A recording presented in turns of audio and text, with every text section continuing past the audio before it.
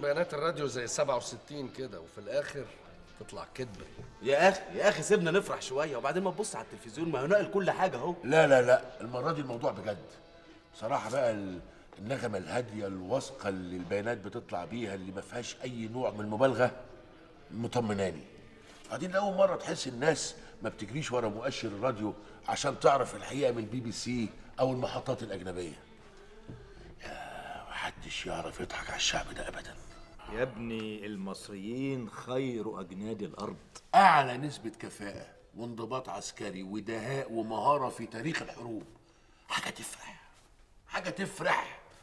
حتى سلاح الطيران اللي قالوا من سلاح المصريين اثبت رجاله انهم نسور بجد، وان اي حد يفكر بس مجرد انه يفكر يهوب من سما البلد دي نهايته الموت. ده عصام ابن الحاجة تفيدة الملازم اول احتياط، رجع امبارح وعملوا له حته زفه انما تفرح. حقه يا علي، لا مش شرفنا كلنا؟ طبعا شرفنا.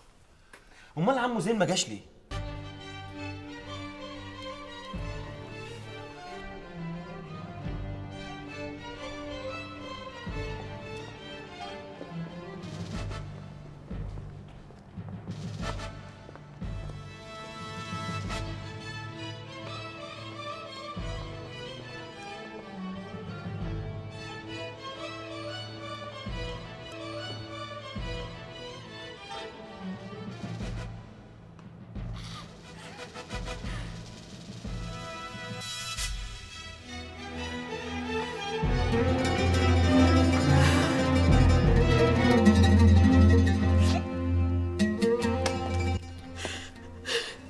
وبعدها لك بقى يا فاطمه، هتفضلي قاعده كده حاطه ايدك على خدك وبتعيطي ليل ونهار؟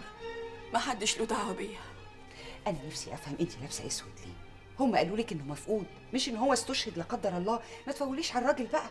بس بقى، بس حرام عليكم، والله ما انا قاعده لكم عشان ترتاحي انت واخوك الكبير.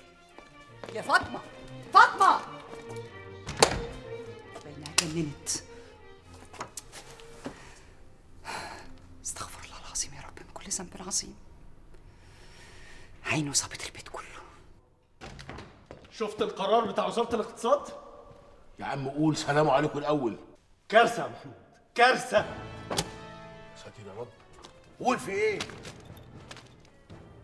قرر وزير الاقتصاد منع استيراد أي لحوم أو دواجن مذبوحة أو غير مذبوحة لأجل غير مسمى، وذلك لأننا ما نزال نعيش اقتصاد حرب. الشغلانة في البحر. دي قرارات تتعلق باقتصاد البلد ومصلحته، مش بفرد أو اتنين استوردوا أو صدروا. يا فندم اي قرار في الدنيا بيتنفذ في يوم صدوره، مش باثر رجعي. الشحنه دي انا متعاقد عليها من 6 اشهر، وهي دلوقتي في عرض البحر، يعني طلعت من بلد المنشأ، ما تنفعش ترجع تاني. دي حاجة مش في إيدي، القرار طلع وإحنا دلوقتي في حالة حرب، كل شيء لازم يصب في الاتجاه ده. Mr. Kelly, listen to me please.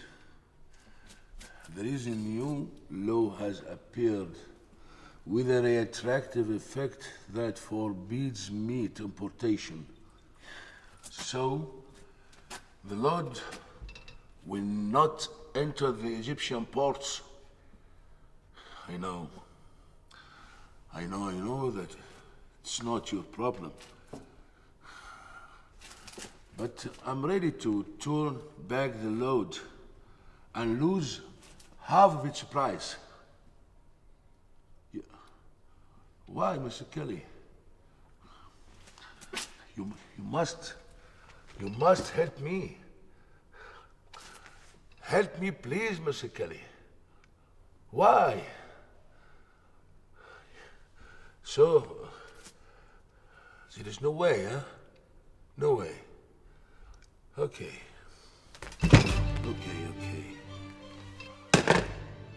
وبعدين يا محمود؟ اللي يلعب في غير ملعبه لازم تكون دي نتيجته. هو ده وقته يا كمال؟ هو كان في حد عارف ان القرار ده ممكن يطلع؟ اي شيء متوقع في البلد دي، ولا نسيت قرار التأمين؟ تاني يا اكرم زوني. تاني انت يا محمود؟ تاني اكرم زهني؟ ما تفوق بقى. اكرم زهني ده بقى شبح بيطلع لك في كل مكان وفي كل زمان، بيطلع لك حتى في منامك. كفايه بقى يا كمال. سيبه علي، سيبه. اسيبه بس ازاي يا محمود؟ كمال عنده حق.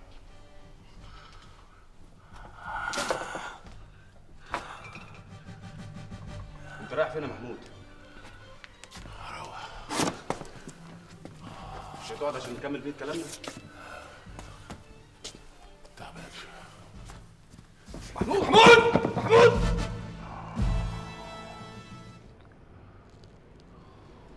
طمنتوا عليا اهو. يلا يا يوسف انت ومصطفى روحوا لمذاكرتكم.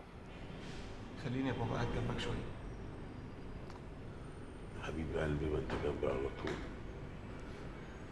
انا بس خايف عليك. انا يا بابا اللي خايف عليك. جرى ايه يا عم يوسف؟ ما تجمل شويه. امال لو قلنا لك تعالى اقعد في الشركه عند ابوك وتشوف الحرب اللي بحق وحقيقه هتعمل ايه؟ يوسف قدام وجودي علي بيه، بس ربنا ما يحرمنا من محمود بيه ولا حد يقعد مكانه ابدا. يلا يا درش. خد يوسف وروح عشان انا عايز اقعد مع اخواتي شويه.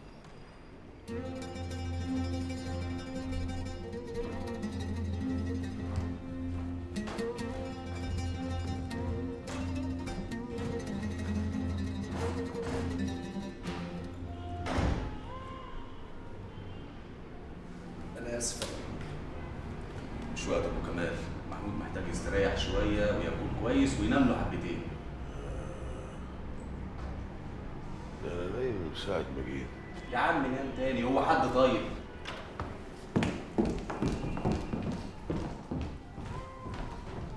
سلام يا محمود. ان شاء الله يكرهك. ازيك يا علي؟ ألف حمد لله على السلامة يا محمود بيه. متشكر يا امين.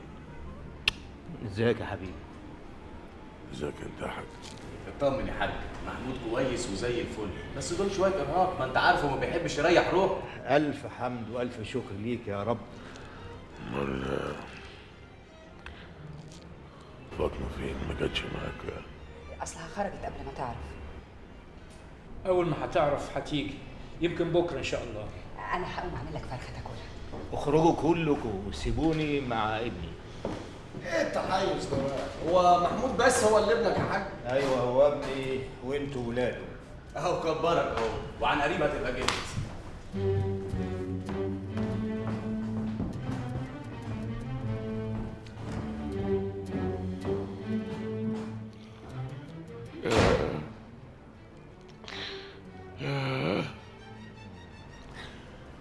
ما كنتش اعرف ان فاطمه قاسيه للدرجه دي.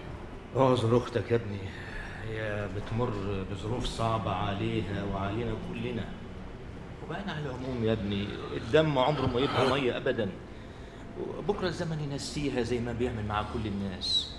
المهم انك انت تخف وتقف على رجليك وترجع كده محمود اللي انا اعرفه اللي طول عمره مغلبني. ها